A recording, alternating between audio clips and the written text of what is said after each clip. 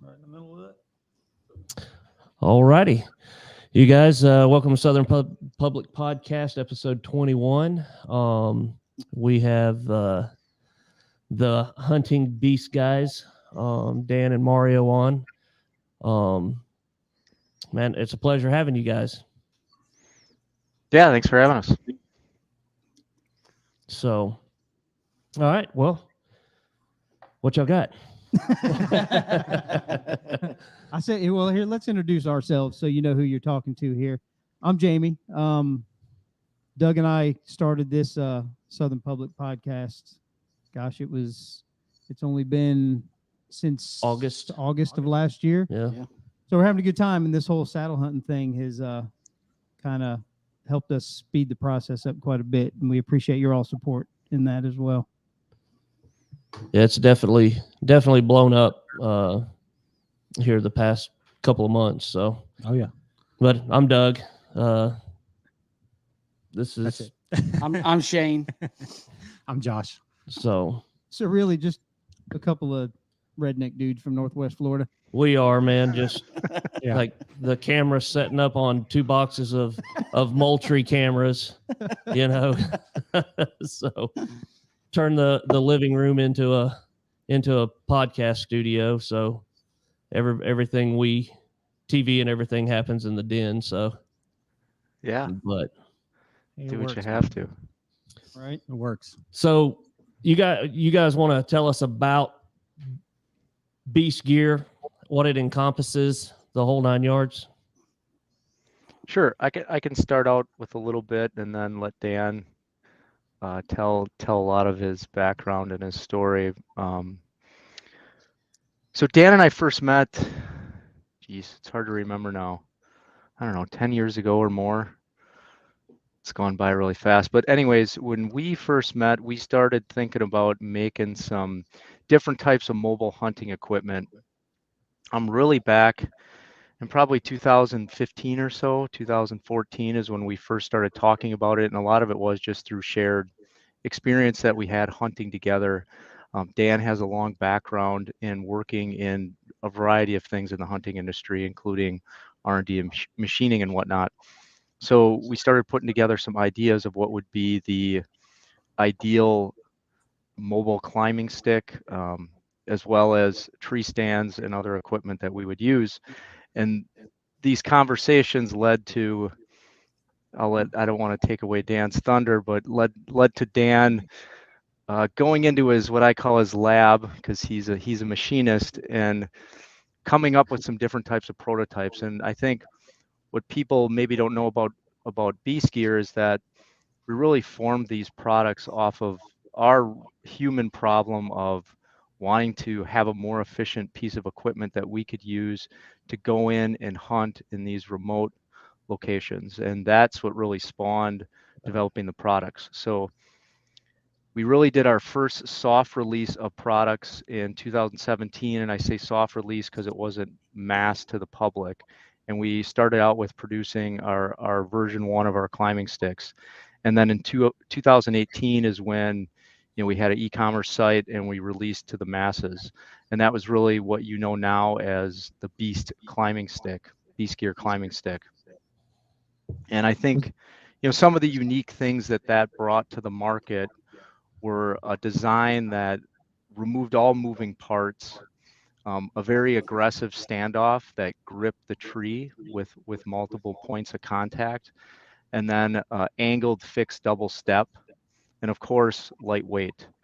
So these, and we can get into some of the other features, but those really key features back in 2017, it wasn't commonplace in the market as you may see now. I mean, you guys have been previewing and using a lot of different companies' products, but those sort of key features are what we focused on to start out with, and but really rooted in this community of mobile hunters and helping them learn about hunting and learn how to do it better, and it kind of spawned these products and ideas. So how long did it take you to get that final product? Yeah, Dan, if you want to talk a little bit about just what we did, from a prototyping standpoint, I think, and how long we played around with this stuff in the field, you know. Yeah, I would have to say total time was probably like, what do you think, Mario? 6-7 years, maybe? I mean, we're always tweaking. Wow. You know, I had an idea what I wanted, and me and Mario discussed it quite a bit. And we basically, when we first started this, we just wanted to build ourselves better equipment. We didn't even want to market it, or at least I didn't. But the product was so good that Mario was really like, well, we need to hit the market with this. He was right. But I just really wanted to develop something that worked. I mean, everything out there that was, you know, when we started was built for guys using portable stands, you know, going in and setting a position. And climbers weren't working for us because we found the big bucks were always living on edge, you know, and edge had limby trees. A lot of times where I kill my biggest bucks is out of bushes. We need something that get into little tiny shrubs and trees where other hunters can't get. So we just kept tweaking and developing, and eventually we got what we wanted, and just went from there. Is the sticks that are out on market now, are those the ones that you finalized, or have you kind of tweaked it along the way the last few years? They've tweaked slightly, but they're pretty much final now. Yeah, I mean they're there's not much you could do to make those any better. Dude, I'll tell you that at these events we've had, just the aesthetics of it, it's a cool looking stick. You know, you can't not see that, but how much they weigh is the first thing everybody notices. And first thing I noticed. Yeah, they're super light. So it's a cool product. And was that your only thing at the time you started? Yeah, the first thing we did was the sticks. Yeah. And really, there's a lot more into that than a person realizes, because we actually tweak the way the points touch a tree and how it would work on every diameter of tree that we wanted to hunt out of, and sat there and tweaked the positioning and where those points would be, you know, for months. You know, kept going back and forth into the woods trying it, and we'd both try it, make sure it locked to a tree. And then after we had those points tweaked, then to take the magic of shaping it like an antler and, you know, doing that kind of stuff too. Right. The cool aspect of it. But that's the thing. I mean, once we had that done, that's not what other people are doing. Most people that are making archery equipment, and no offense, but they're hunters. They're not really people in the industry. And I got a big advantage that I'm an R&D guy by trade. I run an R&D department. I invent things in machine shops to make machinery work. So I'm an inventor basically in a machine shop who's, you know, so it's like the perfect combination to have a good hunter who hunts mobile in a machine shop, you know, and doing R&D type work where I invent stuff. So I know how to fix all those bugs. So anytime I have an issue, I know how to go through the system to correct that, where other people don't. So that's why when we had ours done, when you take that thing, you put it on a tree, it holds on so well and stuff, is because of the stuff we tweaked into there. You know, now a lot of companies are, you know, following suit and copying what we were doing, and they're starting to come along now too. But you know, I still think we have the superior product. Yeah, to your point, like what kind of geared or pushed me towards saddle hunting, one was Doug. He was the first one of this bunch to do it. So it was peer pressure is what it was. It was totally peer pressure. Yeah. Yeah. But to your point just a minute ago, that being able to get in a tree, because here in the South, everybody uses climbers, and we all climb pine trees because they're straight, tall, and, you know, you can get way up there. But the bucks, like you said, are in places that people they can't hunt. So with a saddle and a set of sticks, you can get in those young planted pines. You can get in those oaks that are out in the middle of a clear cut that a climber can't get in. So it's kind of opened up hunting again, like made it super fun again. Yeah. Yeah. So and go ahead. No, go ahead.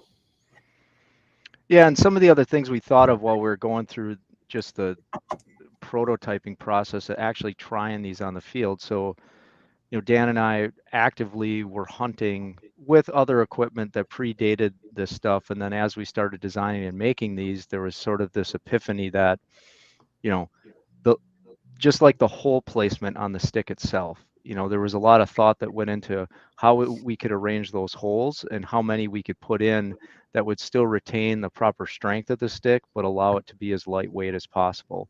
And then if you look at the feature of the step itself and the fact that it's angled the way it is, coming up on each points of the double step, and the slotting of the step on the tube, that was all put in place because as we would climb different sets and different trees with the legacy equipment, you would often get on angles. So you never find yourself being straight up and down on a tree. You're always cantered to some extent. So when you'd step off and on your top stick or you're climbing up the tree, there was always a challenge with, well, where's my foot placement? If I've got a folding step that I'm flipping it back and forth, or I get my foot on the end of the step and it would have a tendency to slip off with bigger boots. So how we designed that step was to eliminate all that guesswork. You had a fixed double step that's angling up towards the top side of the tree with elevated points on each end of the step. And what that does, it allows you to get that stick on an angle on the tree. And then you combine that with the way that the standoff is designed and with multiple points of contact and the way that that bell-shaped antler is curved, you can literally make contact with the tree no matter if it's a smaller diameter, a larger diameter, or you're putting it at an angle. And that really allowed us to make a lot of safety improvements in what we were doing, because if we would hunt on these edges or fringes, we'd feel much more confident that we could get up in it, climb up into position, and be safe and secure both going up and down. And it was just it was more efficient. Like, we're kind of efficiency guys when it comes to when we get to the base of the tree, we want it simple and straightforward of going up and down, making as little movement as possible, Right. And the orientation of the standoffs make a difference. Whenever I got mine and put them together, I put them on upside down. And sure, with the angle. Yeah. Yeah. So they definitely grip better if you've got them facing the right direction. Yeah, and that angle allows it to, when you cinch it with the strap, it'll cinch tight to the tree. And when you pull down on the bottom, we advise people you pull down the bottom and push down, and it cam locks into that tree. Literally to the point where a lot of times you'll pop the strap off and the stick will be stuck on the tree in position. Right. But it really locks in and makes a firm and prevents kick out. A lot of other sticks that were on the market still have that problem with kick out, where if you bumped it from the bottom or you nudged it, the bottom part of the stick would fly out. Yeah, and for new saddle hunters, that can scare the crap out of you. Yeah. Sure. Oh yeah. It does. Yeah, mobile hunters. Period. Yeah. Right. Well, yeah. So, yeah. So what's your long term? What's your end goal with Beast Gear? Our end goal. Quit Yeah, having a that's real job. Yeah, not have a real job anymore. Obviously we want to keep growing in size. I think the biggest joy that Dan and I get out of this, I think, is the whole experience, right? So when we can give this equipment to the public and they have that same realization when they go out and use it for the first time, and they realize how much more efficient it could make their hunt, and it can get them access to areas that they never thought they could hunt before. And then they start putting together the tactics of mobile hunting. A lot of the things that Dan has taught on his YouTube channel, on his various blogs and everything, they start putting all those pieces together, and then they talk about it, or they share it. Like, this is a success story I have. I can't believe how great this was. That kind of reciprocating feeling is probably the biggest reward that we get out of this whole endeavor. That's awesome. Well, so we've talked about the ins and outs of the stick, and I've never been a lock on guy, but I know Doug, he was lock on. Did you guys? hunt Yeah, much I've out hunted lock-on? lock-ons, Yeah.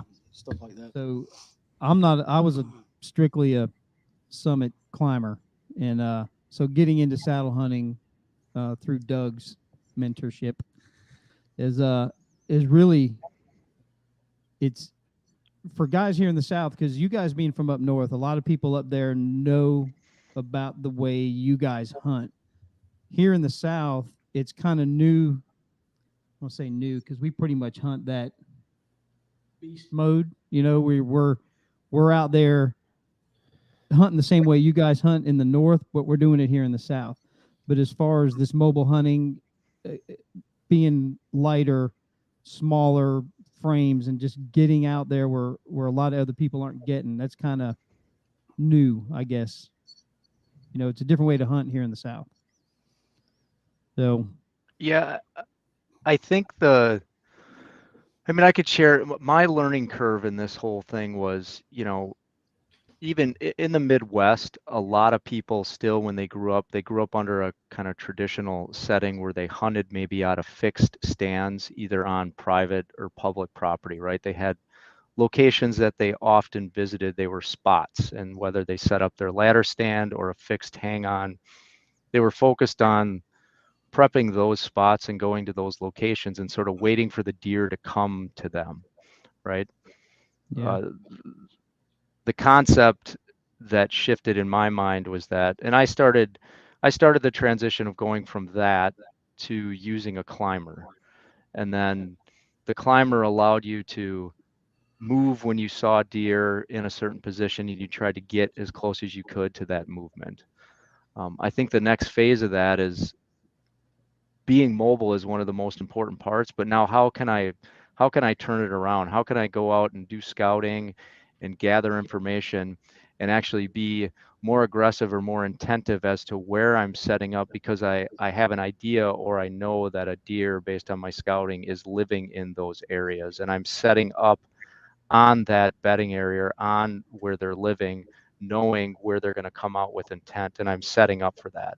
And that's really where this equipment and the tactics kind of come together, and it's a change in a mindset. You know, you stop hunting spots and you start hunting, you know, sign concept based on what you've scouted, and it's kind of really like a methodology that you end up hunting. yeah. Well, so do you guys? I'm sorry, I'm kind of. No, go Yeah, ahead. you're right. Asking You're, all the you're questions. asking good questions. Go ahead. I'm excited to know some stuff. So do you guys pretty much strictly bow hunt, or do you gun hunt? Do you have a preference, I assume? Yeah, I'm more of a Is a bow hunter, crossbow but I hunt with a gun, but I bow hunt mostly. I Yeah. take the bow hunting more seriously. We get a long season here. We start in early September, and often go through January. So we get plenty of time to hunt, but we only get one buck in that time frame in our home state. But we only get 9 days with a gun, and then Wow. I think another 9 days, but it's right after the gun season opens with a muzzle loader. Have you guys ever hunted down here in the South? I assume. I hunted Alabama once. I've only been that far south once. Man, you need to come. You need to come hunt some public land down here in Florida. So how did you It's do? different. How did that turn out for you? I had gotten invited to the Buckmaster Classic. It was back in the 90s. Yep. And I shot an 8-pointer, and somebody stole it. Oh wow! No Yeah. kidding. Welcome to Alabama. Oh yeah. It was funny because it was a small buck, and I only shot it because it was they were doing a food drive for the hungry, so the deer were being ground up and given to the hungry, and so they kind of wanted everybody to shoot one, and so I took one deer, and then I was holding out for something bigger, and it was kind of funny because the night after I shot the buck, there's a big kind of party erupted out of everybody down there, and Jeff Foxer was down there, and Wade Boggs, and they're really rowdy. Got kind of drunk and wild, and Jackie Bushman, who runs Buckmasters, was getting a little upset with everybody. And in the morning, I woke up with kind of a hangover with him pounding on the door, and I'm like, "Oh no!" I come to the cabin door, and I'm like, "What's the issue?" And he goes, "We got a problem." And I'm like, "What happened?" And he goes, "Somebody stole your deer head." And I just started laughing because I thought I was going to yell. He's like, and then he's like, "We'll get your new head. We'll buy one that looked like." I said, "Dude, you think I want him to head that bad? He can have it." And he literally he cut the head off the deer on the game pole right in the middle of camp. Wow. Oh wow! Good That's Lord. welcome to Alabama. Right? Yeah, Yeah. no doubt. Well, so being you mostly bow hunt, what's your bow setup? I'm using a Prime. I got a new bow this year. I haven't shot it yet. I shot it at the Prime factory, but I'm waiting for arrows. There's been a shortage of arrows lately, and I'm still waiting on some. When I get them, I'll shoot a little more, but I'm shooting the new Prime Inline. Seen it. Those are nice. Last year I shot that one that had the double cams. I kind of like that, but they're really making a big deal out of the inline. So when they offered me one, I took it. How do you like that new grip on that was that a nano grip? Yeah, it's pretty interesting. I like it a lot. At the shop, I shot it really well, and it just seemed to fit me. You know how when you got a bow and you pull it back and you're just like right on target? That's how it was for me. And, Wow. when they fit you, they fit you. And I mean, you can get that out of any bow. It's just a matter of finding one that fits you. And literally you can take any good bow that fits you and you can kill deer. But I like the people that own the company. So I like dealing with them. They're really good people. So that's why I choose to work with them. So I was never a big fan of Matthew's bows. And Yeah, we converted him. this past summer, Jamie and I worked together. So we finished up a work lunch and we were going back to the office, and we went by the local archery shop, and I saw that Matthews V3 27 hanging up, and I was like, that's an interesting looking bow, and so the guy at the shop, he said, "Well, it's set up, you can shoot a few arrows through it." And I said, "Nope." I said, "No, I'm not going to do that. I'm not in the market for a bow. I shoot Bowtech. I'm not, and then Jamie kind of elbowed me a little bit, just do it. And I $1,300 test drive is what it was. yeah, I shot 2 arrows through it and got me a really nice hat for $1,000. But like you said, it was that bow. It was just when I shot it, I knew right then that it fit me perfectly. Right. That matters a hell of a lot more than brand name. Yeah, absolutely. Yeah, it's like putting a hat on. You put a hat on, you're like, some of them just don't fit right. Right. You put the right one on, that's the one you want. And Yeah. It seemed to be that Matthews hat that fits so That well. Matthews hat fits my head. It fits it real well. Well, I shot a switchback for 12, 13 years, and now I've got the Triax. So they're good bows. Yeah, If I was a better hunter, I'd probably kill more deer. I'm still the only one in the bunch that doesn't shoot a Matthews. No, We'll get you converted. right. Well, and that was, you talk about liking the guys with Prime. So I was one of the interviews I heard of you, or as a question that somebody had asked you, that you're all about helping kind of the little guy, the guys that aren't like spending millions of dollars on marketing, and that's kind of our gig too. We're not affiliated with anybody. We give honest opinions. We let everybody try whatever they want with these saddles. We've got 25 different saddles, and Mhm. and we we're do not, it all out of our own pocket. We yeah, don't. we're not Yeah. paying for anything, or nobody's paying us for anything. So letting some of these saddles things are just, saddle companies are now up and coming, and some of these small guys are doing it in their garage, and they've got great products and really super comfortable saddles. And getting to meet those guys and seeing them doing this for their families it was cool, really cool. Yeah. So I can appreciate, where you're coming from as far as helping out those smaller guys and supporting those smaller guys and giving them an opportunity to kind of become something bigger. So I appreciate you noticing that. I mean, really, when me and Mario got into this, it really wasn't to make money, whether people want to believe that or not. I mean, obviously you don't open a business not to make money, but it was Right. really about making a difference in this earth. You know, you're here on earth for a limited amount of time, and I really want to, use my skills to put a dent in this earth. I don't want to sit in a dead end job where I can't use my skills, to my fullest degree. And Mario's in the same page. I mean, we want to help people. My goal has always been to make people better hunters and hunters better people. And that second part's the hardest thing to do. Right. Exactly. But you don't do that by only helping people who can benefit you. You help everybody. Right. And the little guy is pretty much more important than somebody who can help themselves. Well, I know what I spent initially getting into saddle hunting, coming from a guy that hunted lock-ons, with a ladder stick and You an had old homemade lock-ons. homemade all. Yeah, I mean, redneck, but and an old man climber. And when I got into it, I know that myself, I spent, $800 or more just to get into the mobile game, to the saddle hunting game.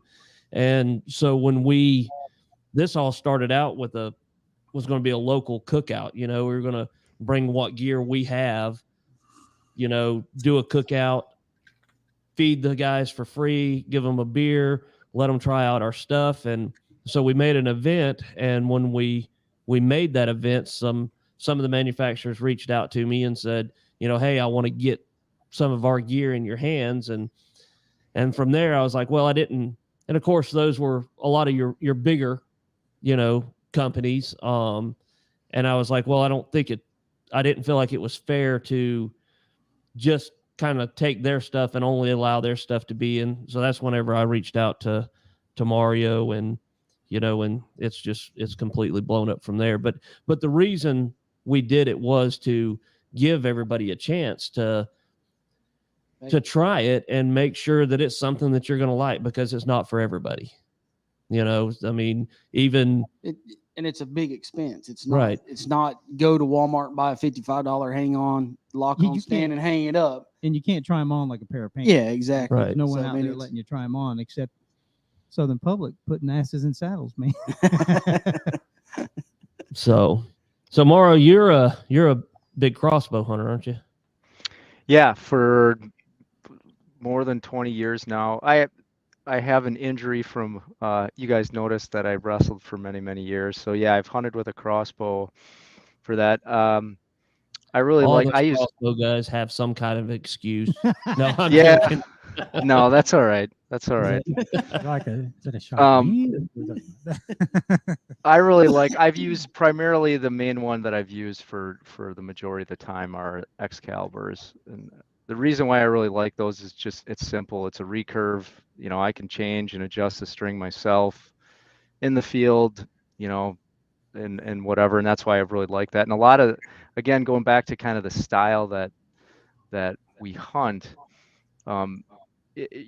you're often going into areas where it's rough and tumble. You're walking through thick brush, or you might get lost on the way out, and you have to plow through some stuff. And I like that bow because I can beat the snot out of it, and it still stays accurate, no matter where I'm going with it. And it's just sort of been tried and true.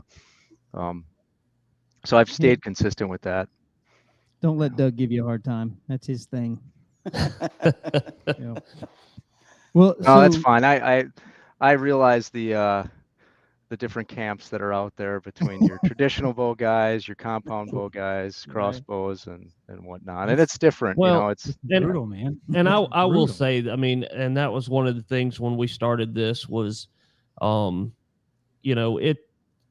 we really don't care how you do it, as long as you're doing it legally and you're doing it ethically, and so like, we're not, those fanboys, that get out there, or those hardcore archery guys that, I mean, good Lord, you get on some of the Facebook bow hunting pages and somebody asks a question about crossbow.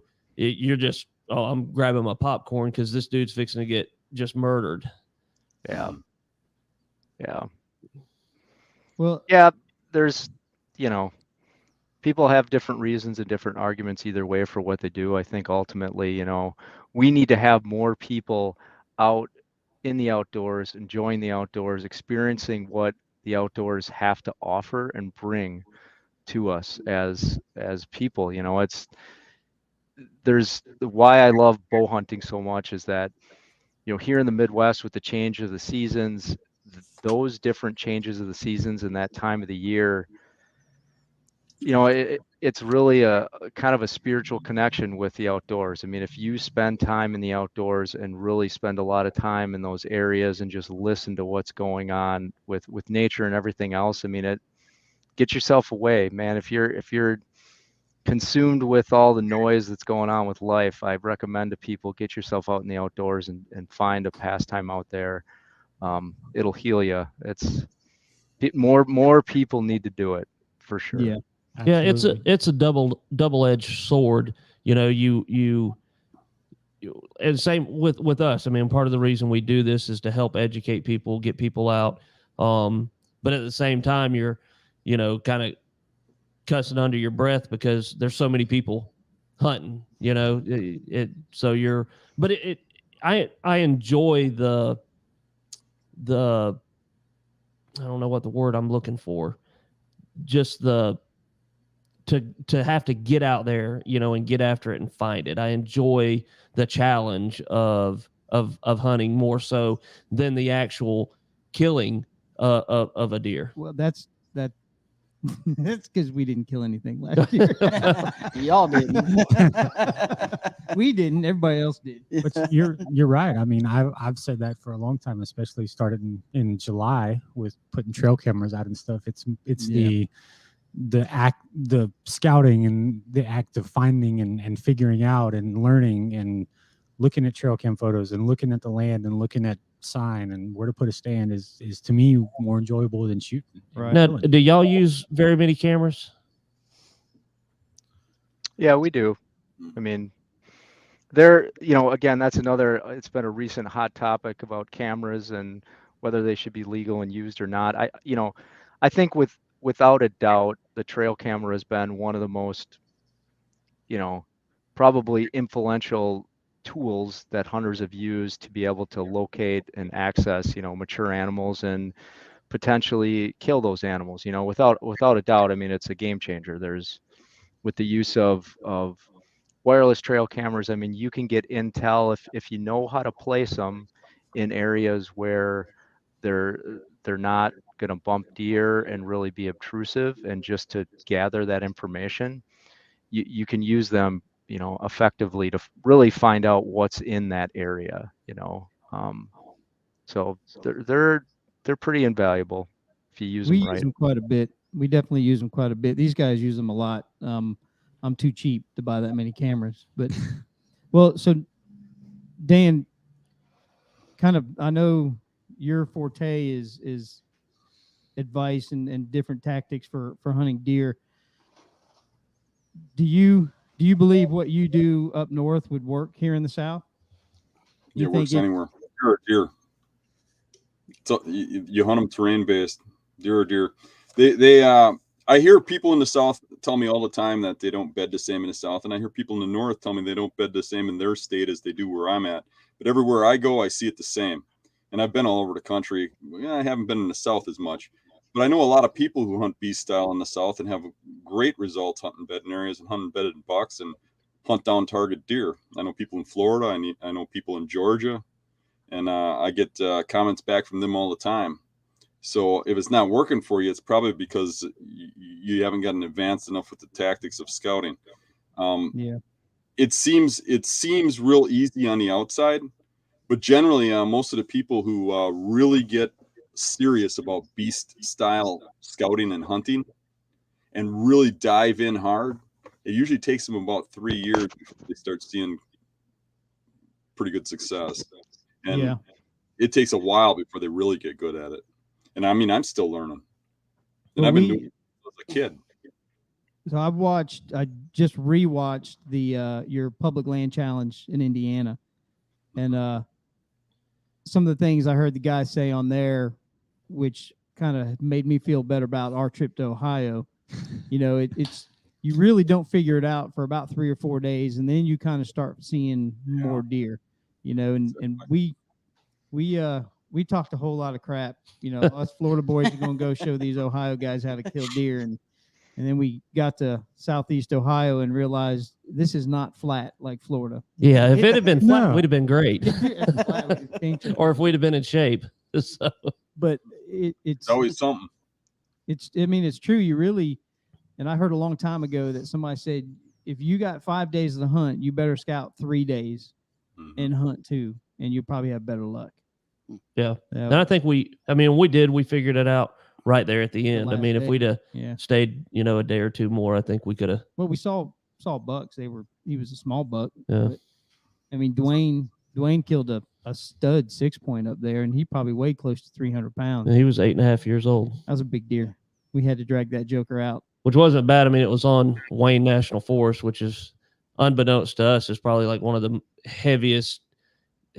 most hunted wildlife management areas in Southeast Ohio. And we went into it not knowing that, but then when you got up there, like the amount of lock-ons and stuff that you would find, Yeah. it was Cell just cameras. yeah. Most Well- guys that are successful on those road trips usually are successful after they go back, because you go there the first time and in 7 days or so, you got it about figured out when it's time to go home. And then, but when you could go back the next time, now you know some bedding areas, now you know some stuff, and you at least have a starting point. And they Right. usually do better on the second trips in. I actually prefer not to go back to an area and hunt it again, because I like the challenge of going someplace I've never been and trying to make it happen. Well, that was that's one of my just me. questions that I was going to ask you was, like, I don't know, what do you call it? The 400-pound slob. Mhm. So did you hunt that again? So do you go back and obviously, I guess you don't go back to those areas that you're killing Oh, I big do. bucks in. I do do you? go back to those areas. I don't hunt them as much as what people think, though, because like, just to put it in perspective, I hunt 70 to 85 sits a season, and I probably hunt the same tree twice, maybe 2 or 3 times. But I do go back and revisit some good spots. I do have pre-scouted spots, but I do move around and try new areas a lot, and I do go after deer, even in my home state and around my house, that I've heard about, rumors I've heard, and try new areas. But there really isn't too much public land within a 50-mile radius of my house that I haven't been on every inch of. So Right. Wow. So you Well, kinda that's know areas. one of the things that we, big bucks do what big bucks do. And it doesn't matter where you go, or, and that's kind of why I asked, because, you can kill a buck off of this section, and a good mature buck off of that section, another mature buck is going to go there because big bucks do what big bucks do. Sure. I've got one spot where I killed 8 bucks 8 years in a row. Wow. Nice bucks on the same day, basically. Opening day of gun deer season. I set the same spot. We pushed it out of the same bed 8 years in a row. Because every year at that time frame, a buck would move in there. I got another spot where I bow hunt that I've shot probably 6 or 7 really good bucks out of, and put 5 or 6 friends in there who've shot really nice bucks out of the same beds. So those spots do repeat themselves year after year. And what a lot of people don't get is a lot of the bedding areas that you'll run into won't hold mature bucks. The different age classes bed differently. And you'll find a really good looking bedding area that's tore up like hell because a 2-year-old's in there and he rubs everything, but never seems to hold anything older than 2. And I'm finding that most of the big bucks lock into less and less bedding areas. Now, would you find it that the more mature bucks have a smaller core area versus, the 2-year-old, 3-year-old bucks? Well, I'd say kinda. Each mature buck seems to have their own personality, kind of like people. Mm-hmm. Some of them lock down in a really tight little area, and you can't even kick them out of a bedding area. You can go in there and kick them out. They'll run in a circle and come back because they just feel so safe there. The trouble is finding that spot. But when you kick a younger buck up, they almost always take off, run, they're scared like hell. They go find someplace else, and you got to go relocate them. But big bucks, they've only got so many bedding areas, and they're a little less likely to run off like that and take off. They're more likely to hunker down, hide on you. But not all are the same. You know, some of them, I've hunted in the same property. I hunted down and killed 2 real big bucks. And one of them I would see for a 5-mile radius if I'd be out glassing and stuff. The other one I never seen outside of that one little core area, and all of his shit antlers were found in there. Wow. 2 bucks grew up in the same area, same situations, just 2 totally different personalities. Well, that's something we get stuck on. That's the drawback of a cell cam is we've got, for Florida especially, really, really nice bucks on camera. And we keep getting them in the same areas, but we've been hunting those same group of big bucks for 4 years and have yet, well, I wounded him once and shot over his back a second time. But other than that, we were like, but it's hard to leave that spot knowing those deer are in there. So we don't venture out a whole lot, which is probably a bad move. We probably just need to hunt it early season, see what we can do, and just kind of bounce around and try other spots, and we might get lucky. But my way would be to take that spot that you got there and learn it inside out, learn exactly where those bucks are sleeping in there. Yeah, figure out exact time frames that they're in there. You know, what time of the season, because I find it's like a 2-week window that they really lock into certain bedding areas, and then they'll move to a different one. And if you figure out those windows, whether it's with trail cameras or by doing detective work, then you can get really good at killing them, but you got to be in there at the right time frame. But if you're in there too early because you're overeager, well, now they're educated before that time frame. If you're in there too late, you missed it. If you're in there too often, they tend to be real skittish or go back real far, and you don't even have a chance because they check out everything, they wind everything before they come out. So it's really about timing and doing it at the right time, and then finding lots of situations like that so you're not just locked in after those bucks. And that's the problem you have with a lot of the newer guys hunting this style, is they've only got 1 or 2 spots like that. They figure 1 or 2 out, and then they're like, well, what am I supposed to do the rest of the year? You know, and for me, it's like, well, go out and explore, go find stuff and fight that temptation of going back. I think you're way better off not over hunting it, because what I see is as soon as you start putting too much pressure on those spots, like the spots where I go, I hunt them 1 time a year, even though knowing there's still bucks bedding there, there's still bucks going through. If nobody else is going in there, I just leave it be. Yeah. What I see is that some kid or some guy local or something will find that spot. You know, especially if I kill something there on video or something. They'll go in there, they'll set up a stand, they'll start going in there all the time, right? And you'll watch that place just die, no sign. And they might only go hunt there, say 5 times a year. You'll watch that place just die off from them going in there 5 times a year versus my 1. And then when they quit hunting, it still takes over a year before the bucks start coming back. And I've watched it over and over again. They really do not like that pressure. They'll put up with a lot of pressure, just not in their bedding area, not around their bedding area, and not where they move in daylight freely. Yeah, where we hunt, so there's just in our vicinity within a 20-mile, 40-mile radius, maybe there's probably 500,000 acres of public land. We have dog hunting, you have some archery only areas, you've got just a ton of opportunities here, but there is a lot of pressure in Florida. And you might know this, that in the South, like all the way in South Florida, season starts in July. That's when their rut is. Our rut is in February, late February, and sometimes even into turkey season, you see bucks chasing does. But when the South starts closing down, and then Central Florida and then Northeast Florida, they all come over here for our late February hunts for the rut. So it just gets hammered with people.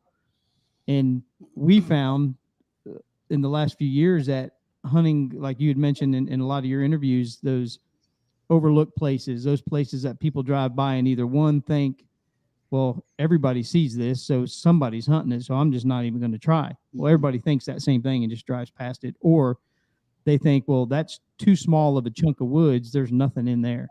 And surprisingly, that's where we find a lot of good, solid bucks. Yeah, and me and Joel found a spot last year where it was overlooked. We watched this spot all year.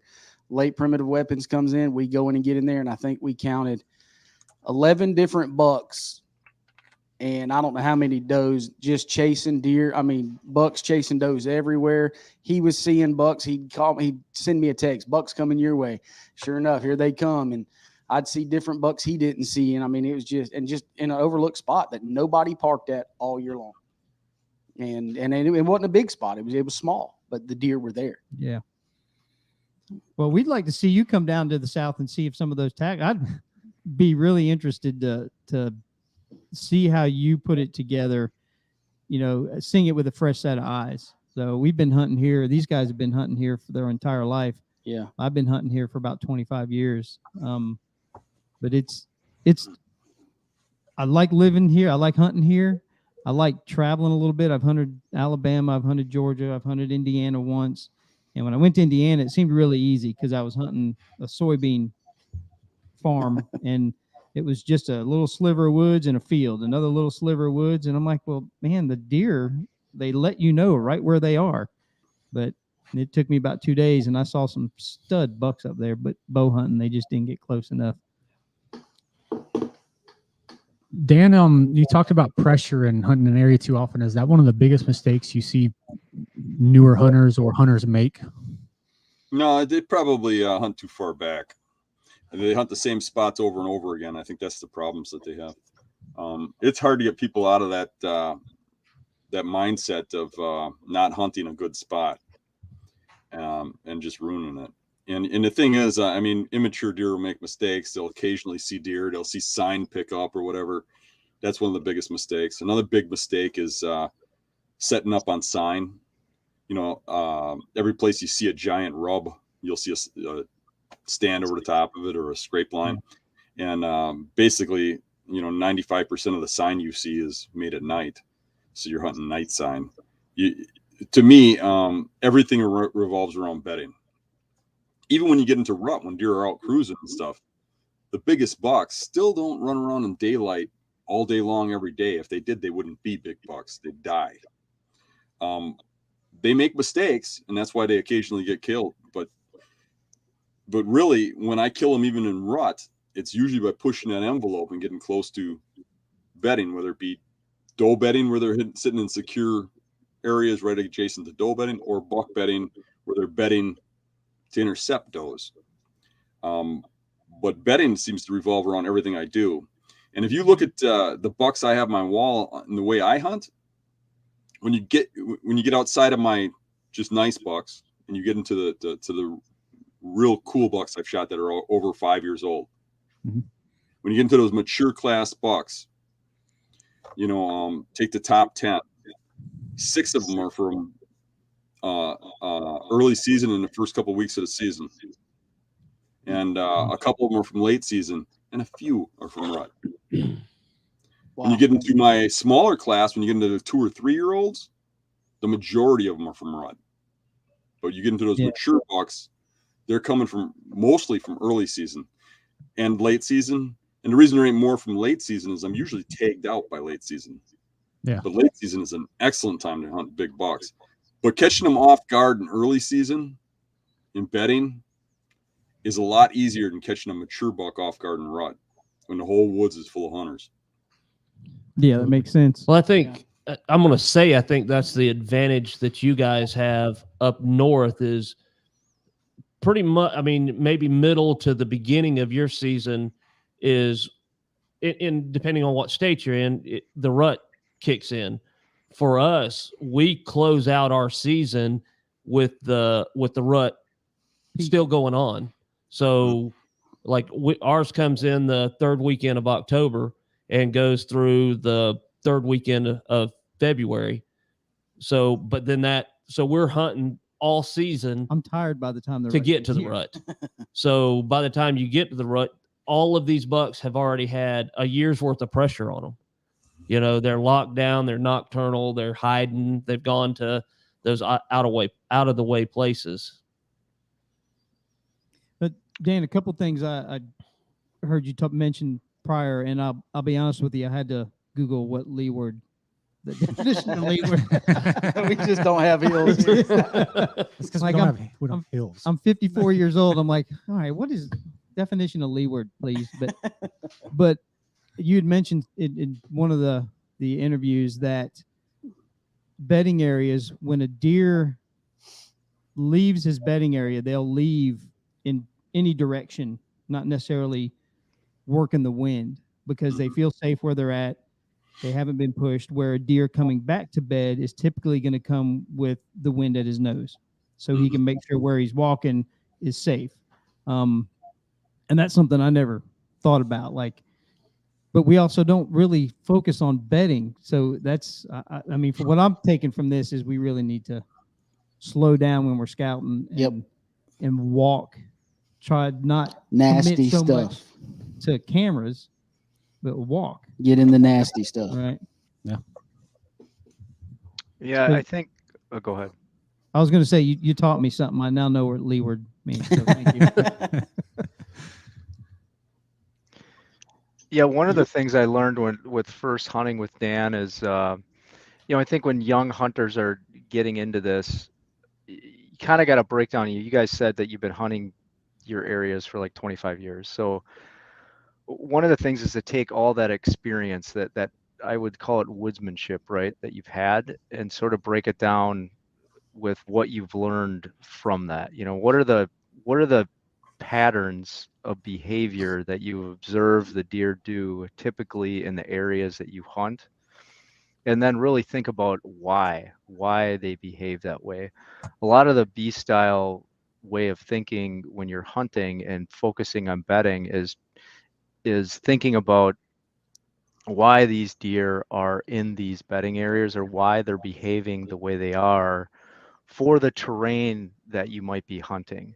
And it's really because it is deliberate. There's, whether it's instinct or it's learned. I mean, I've observed deer follow the same patterns generationally year after year in specific areas, as if it's passed down. They know certain areas that are safe, or they know key areas that they want to travel based on the terrain. And you can start to learn those areas, and that's where being mobile and only going in during certain times of the year. So understanding, like, I found a bed, or I found a bedding area. Okay, that's your first step. You're excited you found some beds, but then thinking about why are the deer bedding here? What's the purpose? Is it providing security or safety? Is it close to a food source? Is it more seasonal? Do they bed here because there's doe bedding that's close to it, or it's easy access, or they can recognize all the other deer that are in the area due to a couple key features or spots that pool or attract all the deer. And then you have the factor of just pressure, people pressure. You guys talk a lot about hunters from out of state moving in and heavily pressuring an area, and the deer switch up their behavior. Well, the key is learning, like, those deer that are switching up their behavior to avoid people, they're probably doing some of the same patterns year after year to avoid people. And the key is figuring out what that pattern is, and then you being the one set of people that throw them for a loop, if you'd say, or go in and figure out what they're doing different to avoid most people and the way that most people hunt. You got to kind of think outside the box with it. Yeah, for you, sure. So- talking about deer, you said that, it seems like it's passed down like generational, all the way down. There's a certain spot that me and my dad had hunted for years and years and years. And out of one tree that we always climbed, we killed 14 different bucks out of that tree. Now, the last buck I killed out of basically that same tree. I quit hunting the area for years, probably 8 to 10 years. Went back in there, got in that tree and ended up killing a really nice buck a couple years ago. Even now, the place has been cut down. I've gone back up there and kind of walked around in the chop and all that, and it seems like the deer are still taking that same trail, in that same general area, going the same way. Big bucks So- with big Yeah. Yeah, so Dan and I have scouted a couple properties together for people, and people have told us the same thing. Like, they've had areas of their property that they've had success year after year, and then you go look at this spot and you think, okay, why is the deer here? And you think about things like wind, thermals, security, safety, efficiency of travel. Like, if you look at, I know your areas are relatively flat. In Wisconsin, we got a bunch of different topography that ends up making like corridors and dips and highs and lows. But a lot of times deer will travel in those areas to be most efficient getting from point A to point B, where if it's a mature buck, they can check on different areas within the greater property by taking the most efficient trail through it. Like, they figure out what that path is. And typically these spots where people are like, well, that's the tree stand that we've killed deer out of for years. If you go there, you'll see some unique feature that it has with wind or with access or proximity to the rest of the property that makes that spot a good spot to hunt.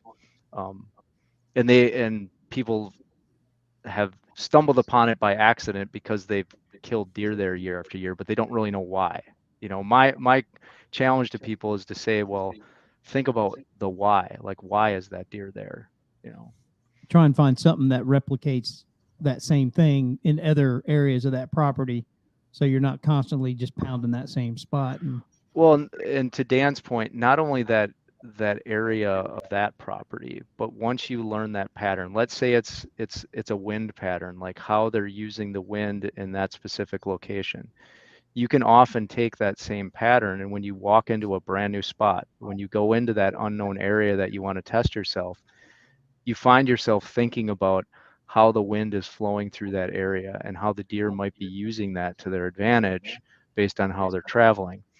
Or it might be a specific land feature, whether it's a little rise or the way that a transition or a cut is made into an opening.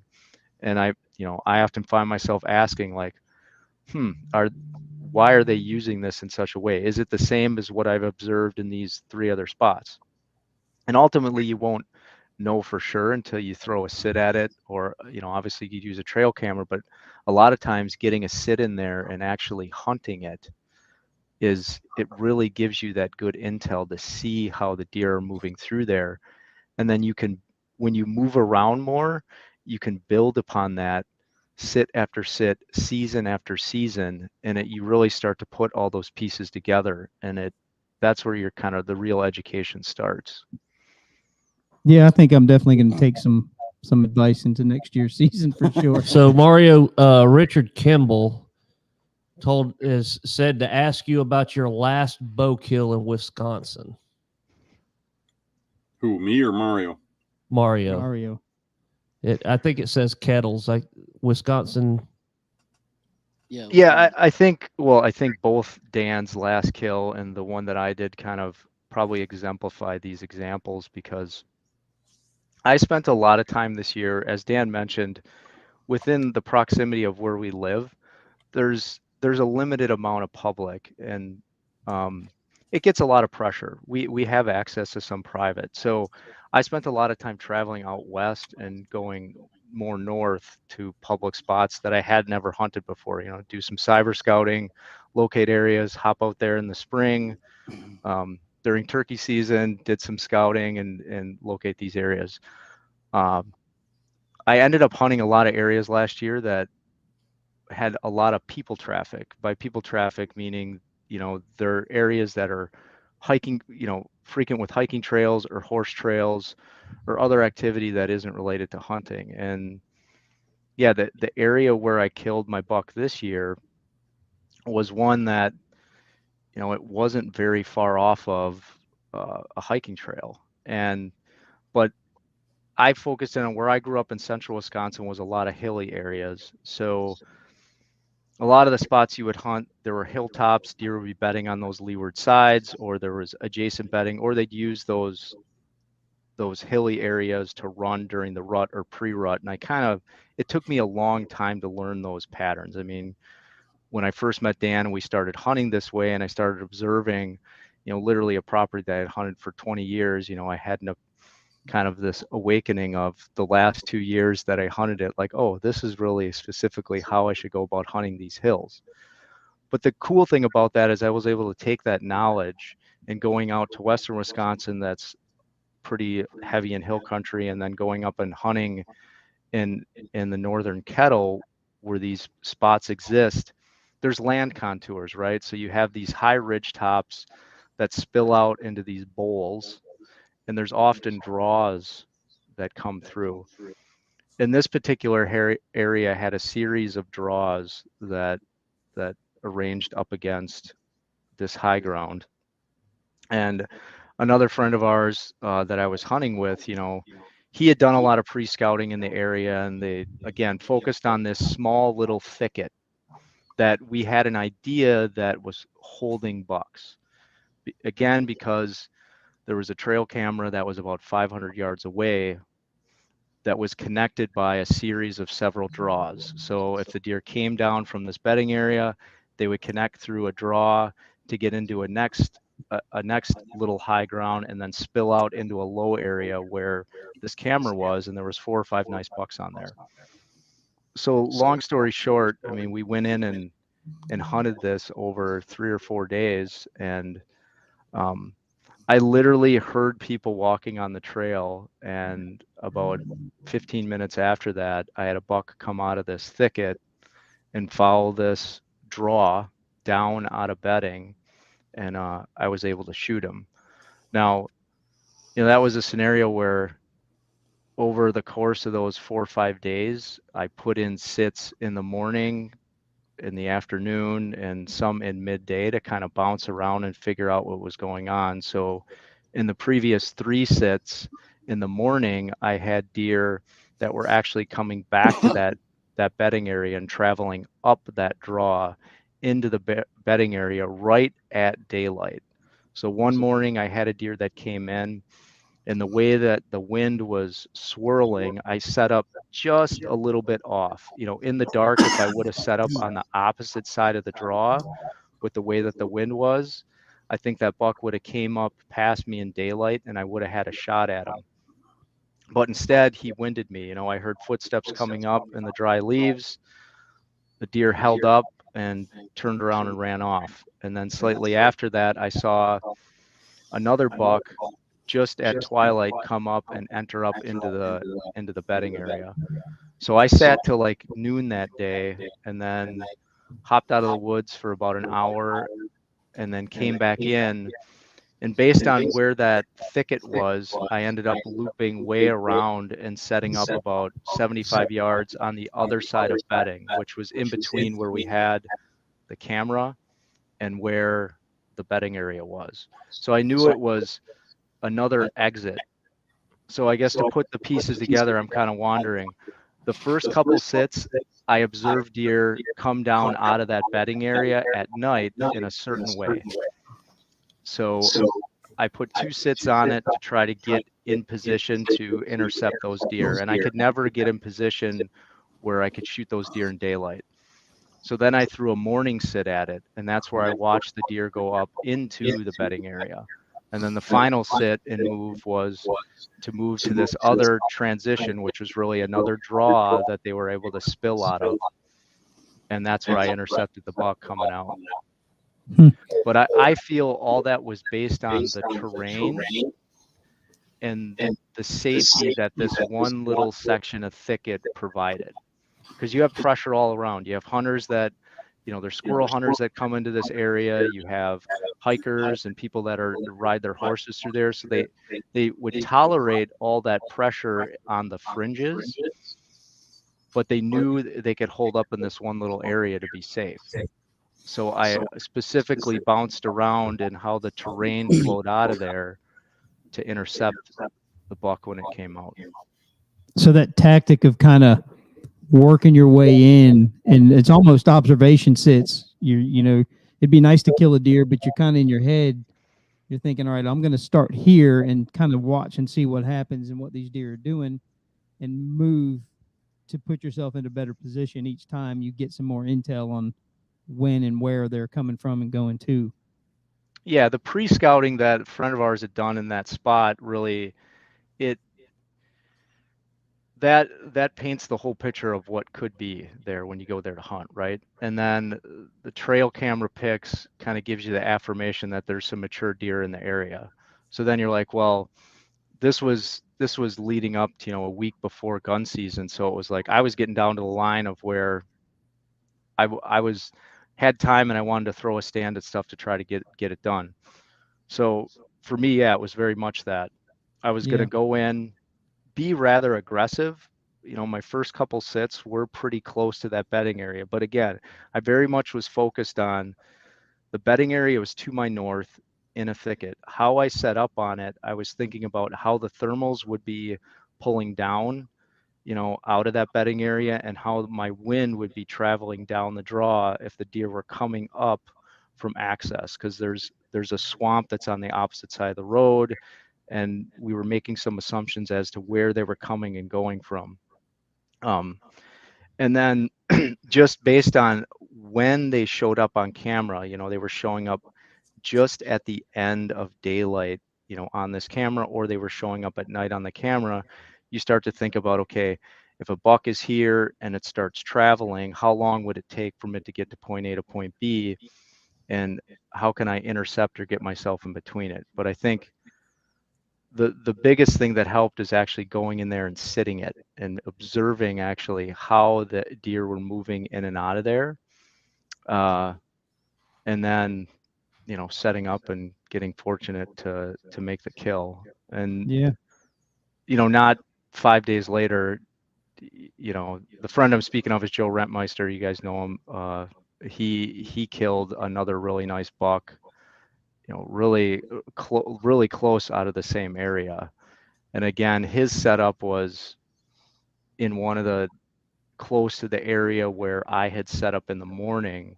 And I believe, you never know for sure, but I believe the first morning that I set up and I had that heavy footed deer that busted me, we think that's the buck that he killed.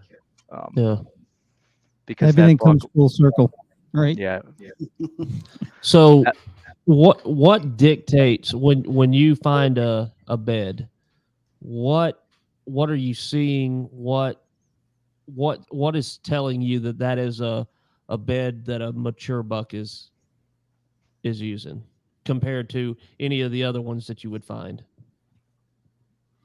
Terrain and sign. So depends, because if your public property doesn't have very many big bucks, if it only has like one in the area, there's one buck bedding there, he usually doesn't have to leave a lot of sign in his bedding area, because buck rubs in a bedding area are not to attract does. They're to tell other bucks, this is my area. And if you're a mature buck, you got no other buck that's got the balls to move in on you. If there's a lot of big bucks in the area, they mark up their bedding areas, or if there's some competition. So having rubs there is a good thing, but you don't have to have rubs there. So big rubs are a really good confirmation, but not just in the area. They have to be in the beds. That tells you he's bedding there, because they'll get up and they'll rub. If they're claiming a bed is theirs, they'll put the rub right in the bed. The tree will be right beside the bed. But terrain, mostly, the big bucks are going to take the best bedding area in an area. That's going to be theirs. Like a lot of guys will tell me, well, I got this swamp and the whole swamp is beds everywhere. How could you possibly hunt that? Easy, because big bucks don't bed everywhere. Those are all the rest of the deer. So you just got to look at the terrain features that put them in the specific spots, the transitions, the points, the downwind points of islands, things like that put them in a specific spot. You scout those areas, you find the beds, you make setups for them.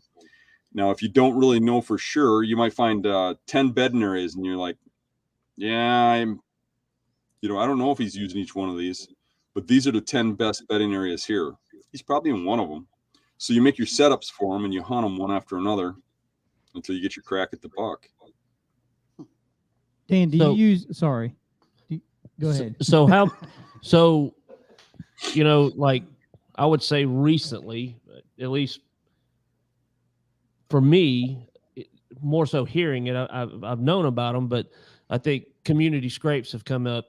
It's become a bigger topic for hunting. How much do you focus on those community scrapes for dictating where a big buck is? Well, if the scrape is in the middle of a forest, I ignore it. I basically look at the track and say, okay, the buck is here. If there's sign there that tells me it's a big buck, well, then it's important to me, but it tells me there's a buck on the property. Where scrapes come into play for me hunting wise is when they're next to a bedding area. And I know that sounds redundant, but it's the way it is.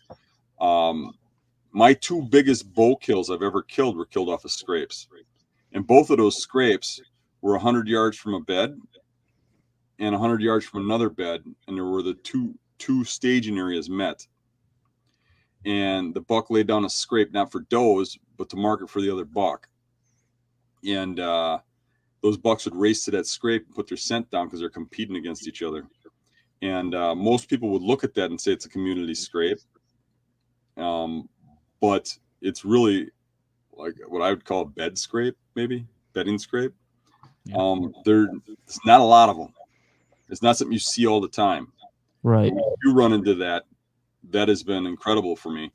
And I've probably seen 5 or 6 deer or bucks get killed off of those in my lifetime. That I'm aware of, that's the reason. But scrapes have never really been a huge thing for me for mature bucks. It's more Right. hit or miss. It's hunting sign.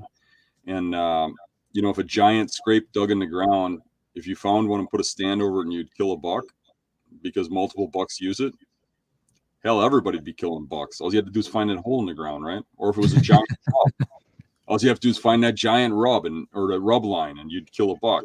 Everybody's got stands on those. Not everybody's killing big bucks. You get enough glimpses in your lifetime that it teases you doing it, or you put a camera there and you get pictures of that buck just after dark or just before daylight, or once during the rut he comes through in daylight. So you play that game where you just keep going back, but it's a game. You want to kill bucks consistently, you got to go in and hunt them where they move consistently in daylight, and you got to be there the right day. So our friend Scott asked to ask you about hunting moon phases. What's your thought on that? Well, I think moon phase makes a difference. I think moon overhead makes deer move a little earlier. I've seen deer in rut move right to the numbers, day after day as the moon time shifted. Seen deer move during that. But to me, again, mature bucks are pretty nocturnal. And I usually hit them, in that evening time, last half hour, that morning time, first half hour. And I'm within a range of their bedding area that if they're there, they're coming past, and it doesn't matter what the moon is. Yeah. Yeah. So also to follow that question up with, do you hunt only when it's the right time to hunt, or do you just hunt whenever you have the opportunity to? Now, will you not go hunt because the wind's not right, the weather's not right, something, or do you just get out there when you can get out there? The weather is always right. The time is always right. You just got to be right.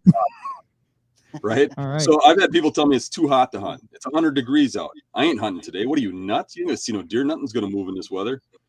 I shot a really nice 14-pointer on one of those days when all my friends went home when I sat on a water hole next to the bedding area. I've had Was that people tell me. the one that jumped in after you shot him?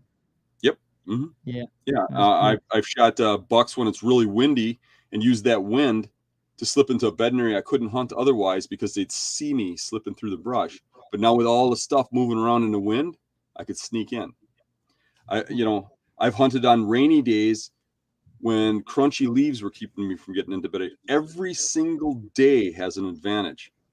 So I'm waiting for rain days for certain areas. I'm waiting for wind days for other areas. I'm waiting for hot days for certain areas. I'm waiting for a cold front to get them to move a little further out of this one area over here because I can't get close enough to the bed. Every day has an advantage. And as a hunter, the best thing you can do is to start to learn those advantages instead of using that as an excuse to stay home and sit on the couch. Yeah, they figure those deer live in that their entire life. It's something they're used to. It's our comfort level that keeps us from getting out there. What are they doing because of that weather? Right. They still got to eat. They still got to. Still there. Yep, still got to eating. be deer. Yeah. And a lot of those extreme days like that is where no one's going, especially where, we hunt where it's a lot of people. So Yeah, I mean, for instance, this year I hunted. It rained all day, and I think I ended up seeing almost 20 deer that day. Yeah, I remember that. Yeah. Yeah. And I mean, shot a hog, and I mean, seen a lot of deer. Nobody else was hunting. I mean, I had basically the place to myself. It rained all day. Doug's giving me crap for I keep moving my microphone. it's right here in my face. Yeah, I think that's where it helps to, if you build your portfolio of different properties or different places that you're willing to go. You may have a day where everything that you may be pre-scouted, it isn't the right wind or there isn't going to be the right access for whatever reason. Then, that's where you got to whip open the map and like throw your finger on it and say, well, this place was interesting to me. I never got there to look at it, but so what? I'm going to go hunt it.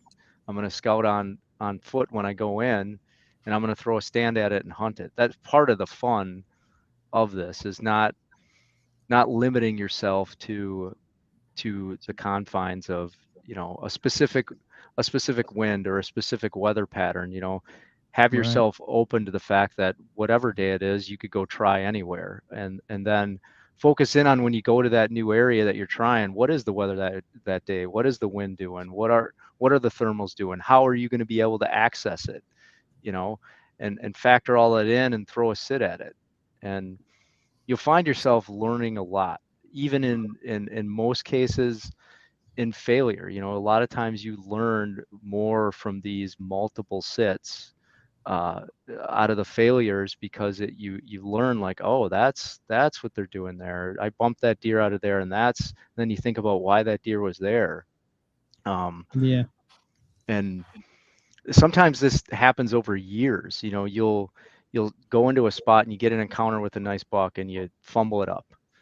Well, now you know that there's a nice buck bedded there. Now that same buck, maybe he gets killed, maybe he moves on, but that area, as Dan had alluded to, may attract other mature animals back to it. So you go back to that pattern in the following year, and you go in when those conditions are the same, when you saw that buck for what you to believe, the pattern is of why he was there. And, I've seen it play out. I've seen it play out where it works. Like, you'll see another buck fill that buck from previous year's hooves and be in that spot based on wind, based on a food source, based on the time of the year. And you get that little window where you can go in there and kill them, and they're not suspecting it. And then once it's burnt, you move on to the next spot. Do you guys, are you the believers in getting in an hour before sunup and sitting, till it's pitch black, or do you kind of go in when you can see a little bit, or what's your ideal? This one's funny. Why don't you? Jamie wants you to say yes. You go in at daylight because he's scared of bears. We have bears. I've had a bear scare me already. I don't need bears. It's a small bear. Come on. So that's another learning thing too. Like, a lot of guys, you want to have everything just right and perfect, right? You're preparing everything. You got your gear. You want to make sure, one of the other things I learned from Dan is just like, you got to go with the flow a little bit. You're not always going to have the perfect amount of time after work to get into the hunting spot you want. You're not going to have 2 hours to get your access and everything set up. In an ideal situation, you try to prepare for that. But that shouldn't prevent you from going in and trying. So you gotta, I think, you push the envelope. I like to get set up plenty early to give myself that buffer and kind of get a lay of the area when I go in. But that being said, I don't think it's necessary. I've definitely observed Dan and others and had it happen myself, where you get in there just in the nick of time. You get set up right before the action, the action is going to start, and Yeah. it's all you need. Well, what other Yeah. questions you guys got? Talking about bears, Dan, did you ever catch up with the bear bait buck that I did not. I don't know what happened to it. I did hear of a 200 incher getting shot in that woods. Wow. But I looked up some pictures of it, and I'm pretty confident that it's not the buck. So I don't know if it got winged or what happened to it. I hunted it for 2 seasons. In the 3rd season, it was just, there's no sign of it or anything after 2 years. So It's tough. Well, sorry. Go ahead. No, I was just saying that's tough. Oh, I would be sick. so Dan, on a personal note, I read your Easter post on Facebook, and it kind of hit home with me too, because my kids are, I think you and I are about the same age. My kids are 19 and 17, and those holidays just aren't the same. And you wake up, you're like, all right, well, there's no Easter baskets for the kids, and it's just me and my wife. What do we do with this? So I can appreciate what you were feeling that day for sure. yeah. I think so on y'all's Q&A that y'all did a couple of years ago, one of the questions for Dan, I think, was how do you balance the hunting and the industry and all that with your family? And the one thing that cracked me up was you said when your wife goes to the bathroom, run out, get in your truck, and go hunting and deal with the consequences afterwards. So I don't remember saying that, but it's pretty accurate. Yeah, it's the whole. Sometimes it's easier to ask for forgiveness than permission. Yeah. Well, have y'all got anything going on that y'all want to throw out there, or? In a few months in the summer, we typically do. There's an event up in north of here called Deerfest. We'll be there again. We do that event. That's a local one, and we get a lot of people there to show off the products and do things there.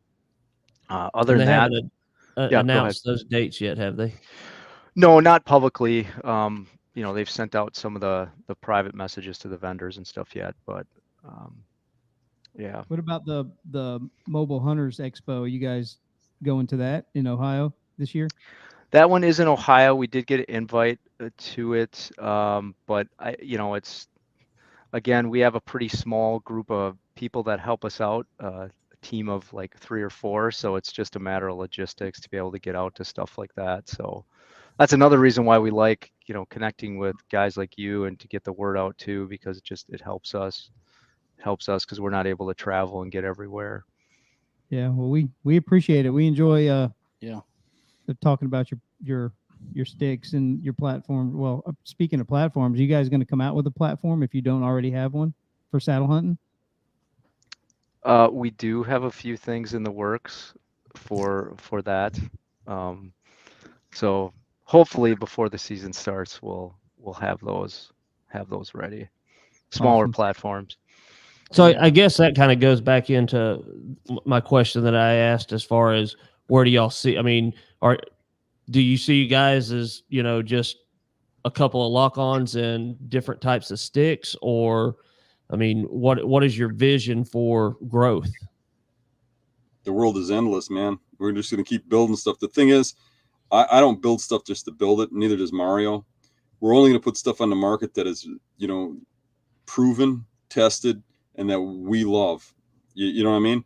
I'm not selling stuff to sell stuff, and neither is Mario. We're in this to make innovative products that are standalone. I mean, we want to be the first ones to make stuff in certain arenas and make great products.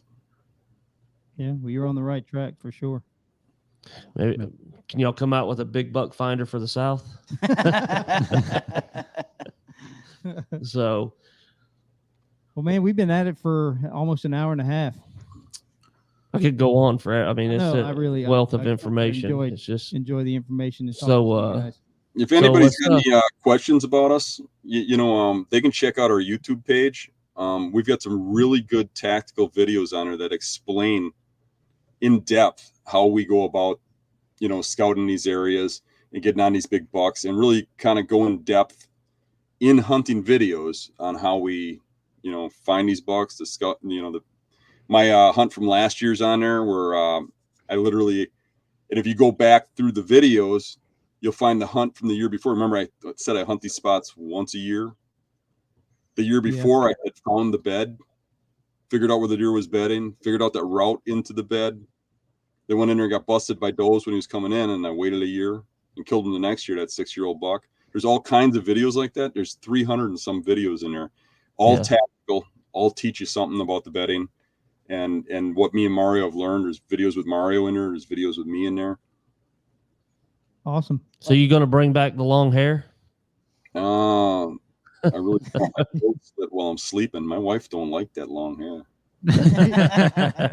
I just cut mine off. It was down past my shoulders quite a bit, and I was Called him when the I- silver mullet. But yeah, silver. Yeah, I was the silver mullet, all gray and long, and I just looked creepy with long hair. So yeah.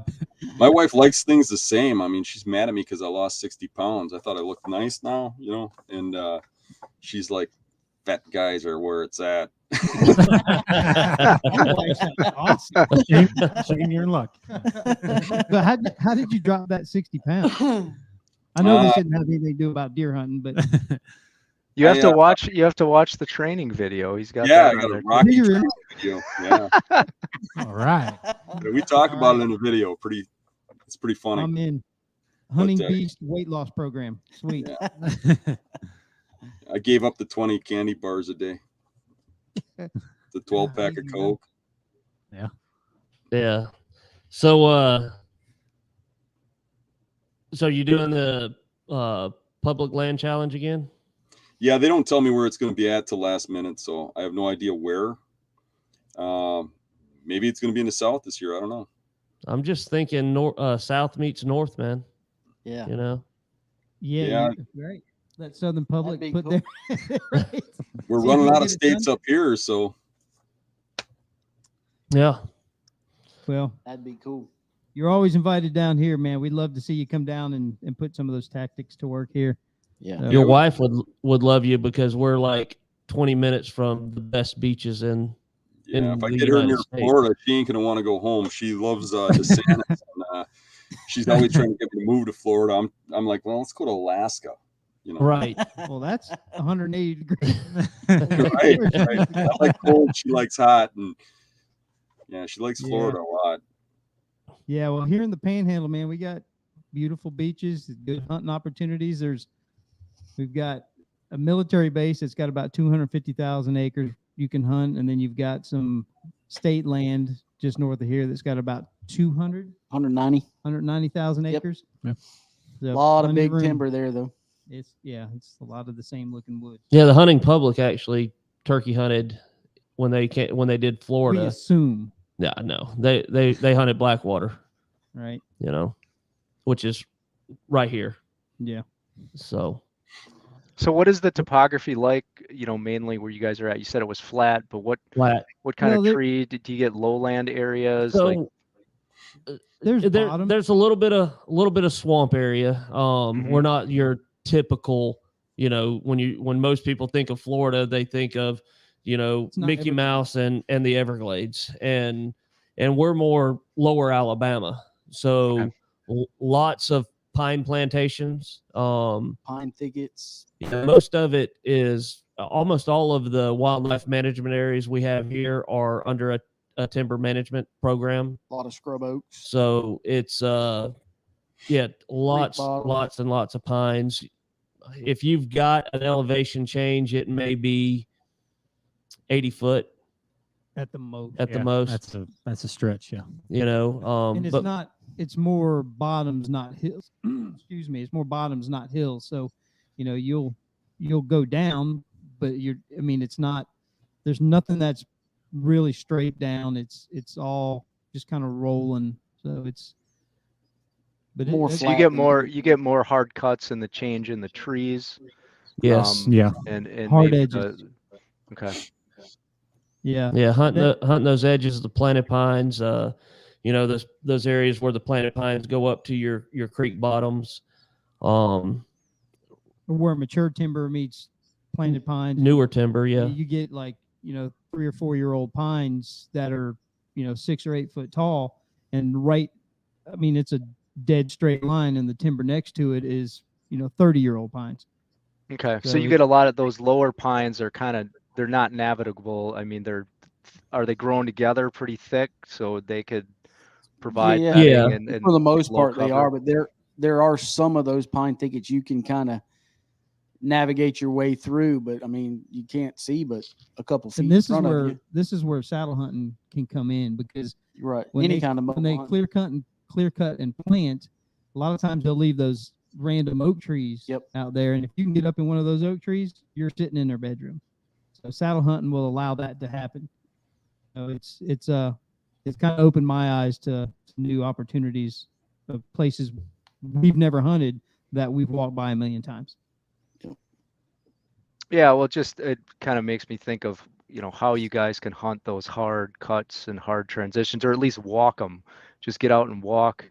We'll walk different, what we call transitions or different elevation lines to just see how properties lay out, and you'll walk them to see the sign that's coming in and out of those different changes in topography, and how the deer might be using them.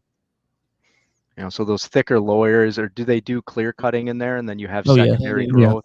So you Yep. have those Yeah. areas of secondary growth that come up. What typically Yeah. grows back in those areas? They'll replant it They with pine. plant it with Okay. pine.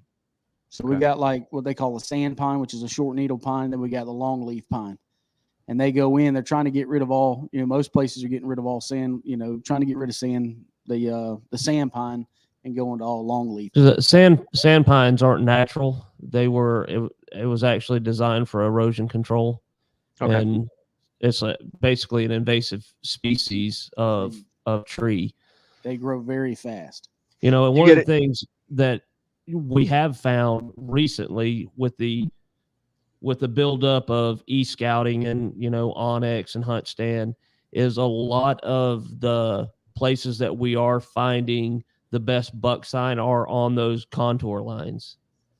Oh yeah. And you can go pretty much anywhere and find that bold contour line, and that's where you're going to find a lot of your buck sign.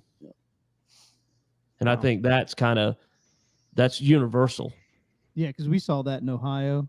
Mhm. Yeah. And just last year kind of realized that you'll get on a scrape line or a rub line, and you'll look at the topography on your Onyx, and you are following a contour line. It was pretty interesting. Elevation is huge. Yeah. Yeah. Yeah, they'll like to use faint changes in elevation a lot of times to travel through a property pretty efficiently. That's it's a cool thing to, when you put it together on a walk and then you'll actually see deer do it year after year. It's kind of a cool little piece of intel to put together. So you said you have river bottom areas too. Do you get any sort of different vegetation that grows up around those? You get water oaks and Yeah, it's and again, it's not much of a swamp area. No, it's just like it's mainly like it's like a live spring creek basically. So it's crystal clear water. Sometimes, I mean, in places it's really deep and it's really wide to get across. In other places, I mean, you can just step across it. But again, like It doesn't. there's have not a that- lot of old woods. I guess it would be the best answer to that. A lot of what we hunt is timber management, so they will cut as close as they can to that river, without getting their skidder stuck. So you don't have a lot of that old mature timber on those river bottoms until you get into your privates, your private land. Those hardwoods don't get very big. Right. It's all pine. It's about money with those pine trees.